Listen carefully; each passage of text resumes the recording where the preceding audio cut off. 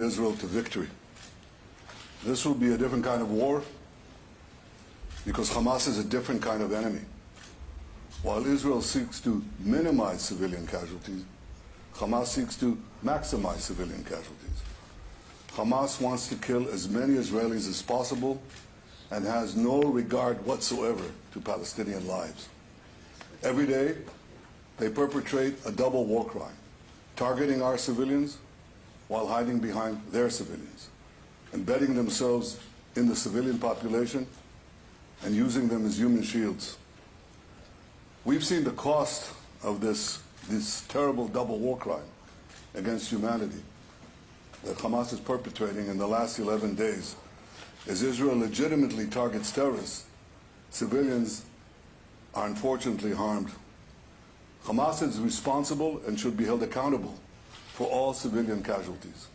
We saw the cost of this terrible war crime yesterday when a rocket fired by a Palestinian terrorist misfired and landed on a Palestinian hospital.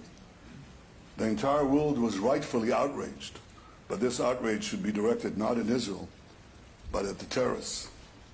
As we proceed in this war, Israel will do everything it can to keep civilians out of harm's way. We have asked them and will continue to ask them to move to safer areas. We'll continue to work with you, Mr. President, to assure that the minimal requirements are met, and we'll continue to work together to get our hostages out. Mr. President, the road to victory will be long and hard, but united in purpose and with a deep sense of justice and the unbreakable spirit of our soldiers and our people, Israel will prevail. Thank you, Mr. President. Well, thank you, Mr. Prime Minister. In the wake of Hamas's appalling terrorist assault, it was brutal, inhumane, almost beyond belief what they did. This cabinet came together and standing strong, standing united, and I want you to know you're not alone. You are not alone. As I emphasized earlier, we will continue to have Israel's back as you work to defend your people. We'll continue to work with you and partners across the region to prevent more tragedy to innocent civilians.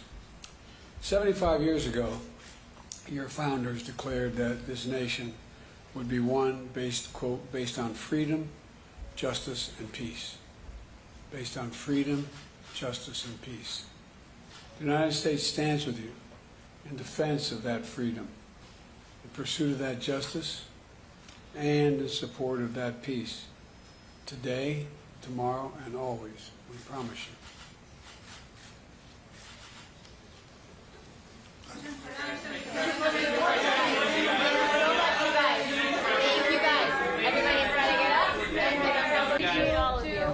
Really appreciate everyone. Everyone's got to sit up. Everyone's got to sit up. Everyone's got to sit up. All cameras. No,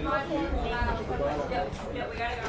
Everyone's got to go. All press have to exit. Thank you so much. Thank you. Thank you so much. Thank you. Thank you. Camera.